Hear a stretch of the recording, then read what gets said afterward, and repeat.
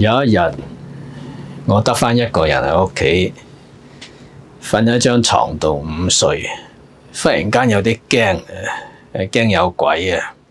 咁驚鬼呢係人之常情嚟啊，修行人都係驚鬼嘅。之所以驚鬼呢，係因為細個係俾啲嘢嚇親，咁所以咪驚咯。呢個好正常噶。但係呢，修行嘅人同普通人唔同呢，係忽然間會覺悟嘅。咁我喺嗰刻呢，真係驚嘅，但係忽然間就醒覺，如果呢一刻死咗，值唔值得一路驚落去呢？咁跟住就醒返啦。大夢誰先覺啊？平生我自知。諸葛亮念嘅一首詩啊。因為死亡之後呢，如果一路咁驚咁係冇盡頭。咁死亡嘅路就係冇盡頭啊嘛。咁有乜好驚呢？係嘛？咁如果成日都係咁驚，咁日子點過呢？係嘛？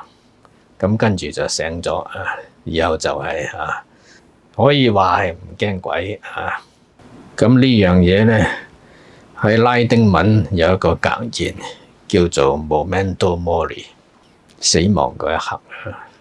以前啲帝王出巡呢，宮中有一啲勸諫嘅人通常都係好似小丑咁嘅，就會攞個牌寫住 Memento Mori， 即係因住死亡嗰日呢個類似我哋以前廣東人老一代啦叫人哋因住後尾嗰幾年即係後尾過身之前嗰幾年瞓喺病床乜都唔喐得嗰個時候如果不幸嘅話啦咁呢個就叫 Memento Mori。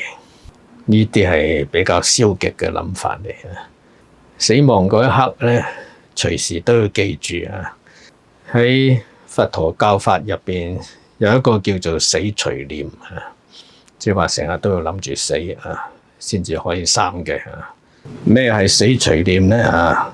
簡單啲講就好似我着呢件衫咁樣係放假即係話死亡就要做一啲嘢嘅但係成個生存嘅時候不論你係60、70又好超過100歲又好都係放緊假同死亡請假嗰種生活但係你又唔知個假期有幾長嘅隨時聽日接到 order 要返工嘅咁個返工就係死亡啦。